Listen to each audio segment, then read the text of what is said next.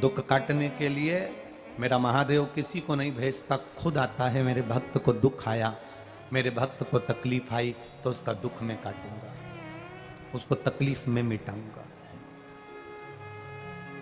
उसका एक नाम है महामृत्युंजय। क्या नाम है? महामृत्युंजय।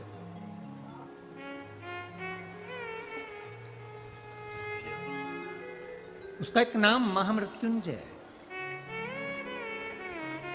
जो मृत्यु पर विजय प्राप्त कर ले, जो मृत्यु को जीत ले। मौत सामने खड़ी हो, इधर यम के दूत खड़े हैं और इधर मेरा महादेव स्वयं खड़ा है। यम के दूतों की सामर्थ्यता नहीं कि महादेव के सामने अंदर प्रवेश कर जाए। कितना सुंदर कहा है। जब जिंदगी बहुत संघर्ष में चल रही हो, बहुत दुख का जीवन चल रहा हो, बहुत कष्ट का जीवन चल रहा हो, बहुत कष्टमय जीवन चल रहा हो, तब शमी के 5 पत्ते, शमी के 5 पत्ते एक दुर्वा के साथ एक अक्षत चावल का एक दाना, वो भी हल्दी में भिंगोया हुआ हो या केसर में भिंगोया हुआ हो,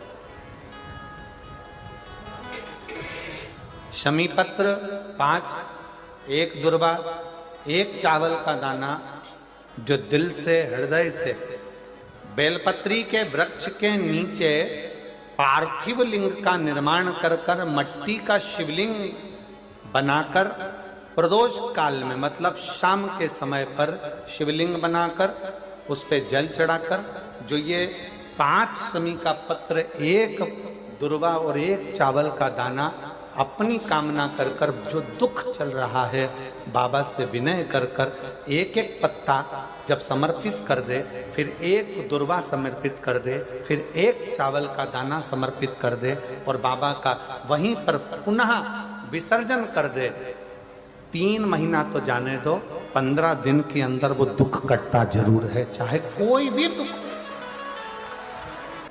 किसी भी तरह का दुख क्यों हो। एक बेलपत्र के वृक्ष की परिक्रमा करने वाले को हजारों अश्वमेध यज्ञ का फल प्राप्त हो जाता है, हजारों अश्वमेध यज्ञ का फल प्राप्त हो जाता है।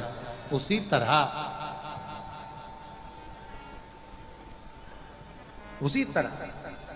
एक पार्थिव लिंग का निर्माण करने वाले को, मिट्टी का शिवलिंग का निर्माण कर कर पूजन करने वालों को 12 ज्योतिर्लिंग के शिवलिंग के दर्शन का पुण्य फल प्राप्त। 2 जल व्यक्ति के जीवन को बदलते। कितने जल? जम के बोलो जरा। 2 जल। एक देवाधिदेव महादेव के लिए भरा गया 1 लोटा जल, और दूसरा है स्वयं के लिए भरा गया 1 लोटा जल। यहाँ पर अगर बुजुर्ग मेरी माताएं बैठी होंगी, मेरी जीजियां बैठी हैं, मेरे जीजा बैठे हैं, बुजुर्ग जितनी माताएं बैठी हैं, वो पुराने समय का अगर लेख उठाकर देखेंगे तो पुराने समय के लोग भोजन करने बैठते थे ना, तो भोजन करने से पहले अपने पानी के लोटे को भरकर, अपना गिलास भरकर बैठते थे। किसी ने देखा है कि नहीं देखा? जम के बोलो जरा, देखा है आप लोगों ने? पुराने समय के लोग जब भोजन करने बैठते थे, पुराने समय के लोग जब भोजन करने बैठते थे तो अपना पानी का गिलास, अपना पानी का लोटा पहले भरकर आसन लग जाता था। बहू आसन लगा देती थी, बहू खाना बना देती थी, घर की पत्नी खाना बना देती थी, भोजन बना देती थी, घर के लोग भोजन दे देते थे। थाली कोई भी लगा कर ला कर दे, थाली कोई सजा कर ला कर दे, पर घर का जो व्यक्ति खाना खाने बैठता था, भोजन करने बैठता था, वो अपना पानी स्वयं भर कर बैठता था।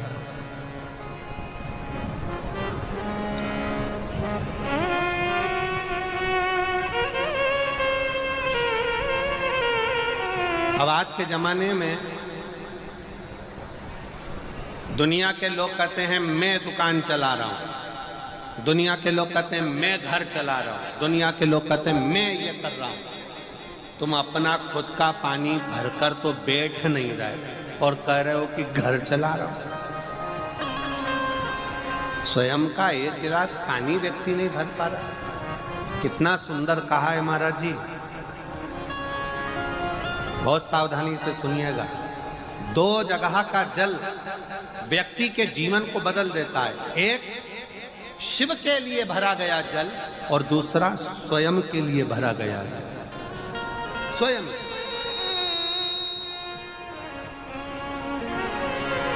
शंकर के मंदिर में जा रहे हो, एक लोटा जल अपने घर से भरकर लेकर चले जाओ और अपने घर में जब तुम भोजन करने बैठ रहे हो, जब तुम रोटी खाने बैठ रहे हो, भोजन करने बैठ रहे हो, भोजन ग्रहण करने बैठ रहे हो, जब तुम भोजन को ग्रहण करने के लिए बैठ रहे हो, तब अपने घर में जब तुम भोजन ग्रहण करने बैठ रहे हो तो एक लोटा जल या एक गिलास पानी भरकर बैठो।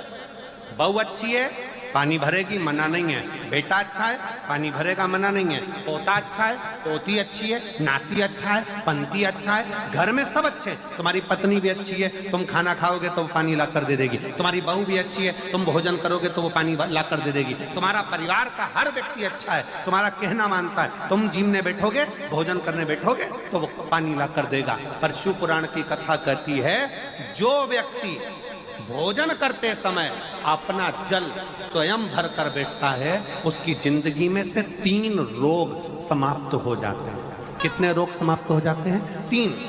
पहला, अपना जल स्वयं भर कर बैठने वाले के घुटने का कभी भी डॉक्टर उसके घुटने बदलने का बोलेगा ही नहीं, घुटना बदल ही नहीं सकता। स्वयं का जल भर कर बैठे। दूसरे नंबर पर, जिसकी रीढ़ की हड्डी में कमर से लेकर कंधे तक जिसकी हड्डी में दर्द होता हो, या जो सुबह सुबह सोकर उठता हो और उसके कंधे दुखते हो या पीठ दुखती हो। दूसरे नंबर का रीढ़ की हड्डी का दर्द। और तीसरे नंबर का, डॉक्टर को दवाई खा खा कर परेशान हो गए और आधा सिर का रोग, भुकुटी, ये भौएं दुखती हो, सिर दुखता हो, ये कान के पास का दर्द होता हो, तो अपना भोजन करते समय अपना पानी स्वयं भर कर बैठो। आपको ये 3 रोग से मुक्ति अपने आप मिलना प्रारंभ हो, अपने आप। अब किसी ने कहा, गुरुजी पत्नी पानी ला कर देती है, पति पानी ला कर देता है, बेटा पानी ला कर देता है, बहू पानी ला कर देती है, पोता पोती पानी ला कर देते हैं, नाती पंती पानी ला कर देते हैं, नौकर लगे घर में वो पानी ला कर देते हैं, सेवादार लगे घर में वो पानी ला कर देते हैं, तो हमको पानी लाना क्यों जरूरी है?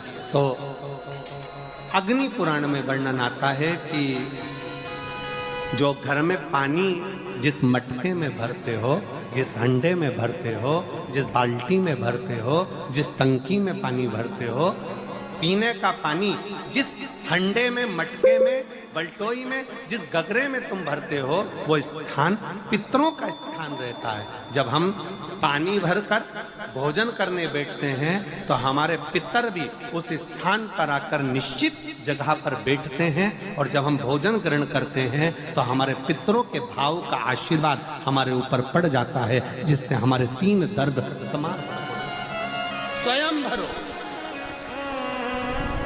स्वयं।